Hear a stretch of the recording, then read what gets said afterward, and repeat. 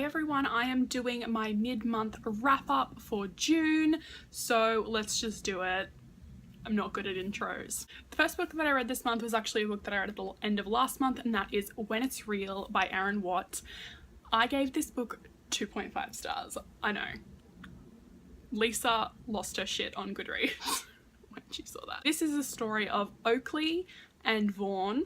Oakley is a pop star. I was anticipating this book so much, guys, you don't even understand.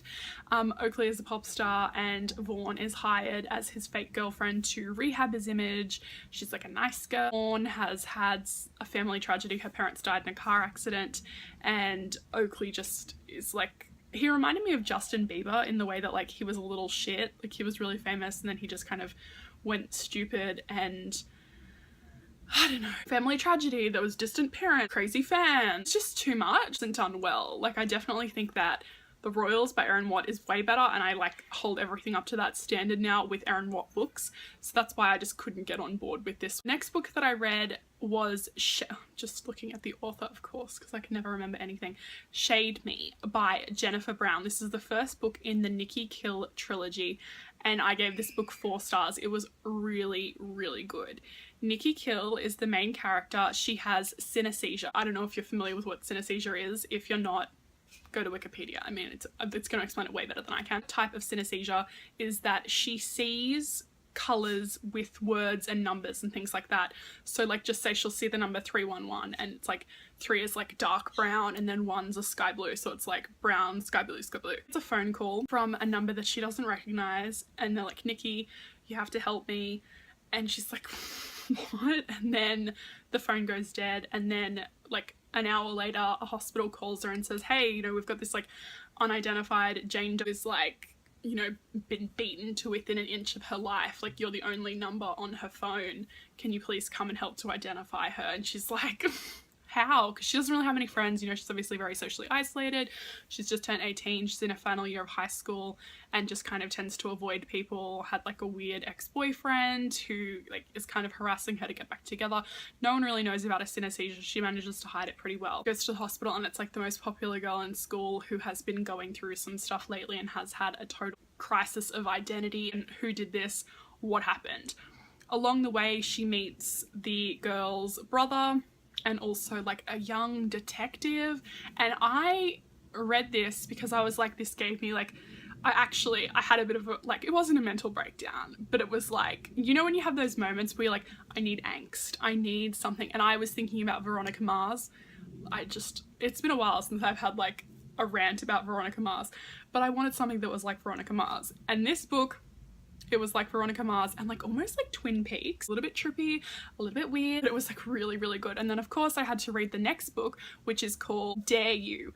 And that book ended on such a fucking cliffhanger that I am screaming because it's just come out and I don't get the 3rd book till next year, but holy guacamole. So 4 stars for both of them. Absolutely amazing. Let me know if you read them or if you have read them. Oh, that was so good. So good. This book, I can't remember the author of this or the full title, but it is up here. It's like How to Be a Hepburn in a Kardashian World. I gave this book 2 stars. The reason I had this book is because it was an audiobook on my Overdrive app. There are the most random books being made into audiobooks. Like, I'm not even kidding. I think that this book has like 60 something ratings. It has 24 ratings on Goodreads. How to Be a Hepburn in a Kardashian World, The Art of Living with Style, Class and Grace by Jordan Christie. Massive problem with this book is that it just gave such like contradictive advice, and also there's a plane. And the advice that it did give was really stupid. Like, you can be whatever sort of woman or man or anything you want to be in this world. Like, I just read this book because I was like, this will put me to sleep. It didn't. It kept me awake with rage, and I was like, what is this? But I couldn't DNF it because of course I needed something new to complain about. So that book was 2 stars. Then I read Stupid Girl by Cindy Miles, I'm pretty sure it is. Jen told me to read this one. I gave this book 2 stars. Couldn't give it any more than that. It is about a girl from like the middle of Texas. She's like a cowgirl, whatever. Goes to her first day of college and meets this guy who has this Boston accent. And it's really funny because it's like spelt out, you know, like how people from Boston speak. A really thick sort of Southie accent, that's what she calls him. He's a baseball player, she's like, you know, a tomboy, and like he's a player. Like it's new adult. So when I've read too much new adult, I have to delve back into my first love of like YA, paranormal sort of shit. And the reason that I read the next 2 books, and I'm probably going to need to take a break from this, is because I want to read the next book that's coming out. I know that you need to read every single thing that this author puts out, otherwise you have no idea what's going on. So I read the Shadowhunters Codex by Cassandra Clare and those like other people that contributed to it. And the reason that I read this is because I had read The Mortal Instruments, The Infernal Devices, I read them all how you're supposed to read them, and then I read Lady Midnight.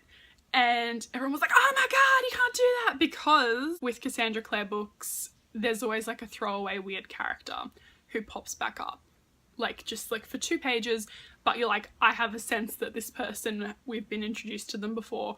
And then after reading the Shadowhunters Codex, I get that one 4 stars because it was really helpful. Like, I've obviously read all of these books, but like, I didn't retain anything. I'm not a shadow hunter. Yeah, like, cool, whatever, but I'm not running around putting runes on my forehead. Or I read the Bane Chronicles next, which is Magnus Bane's bind-up of novellas. I gave that one 4 stars as well because Magnus Bane is great, and also because his and Alex's first date was such a freaking disaster and I was really into it. There's always someone that you have to know something about. I don't think I've breathed this entire video. Let me know in the comments down below, guys, what books you have been reading lately, if you've had a good reading month so far. I will see you guys in my next video. Lots of love, hugs, and kisses. Mwah! Bye!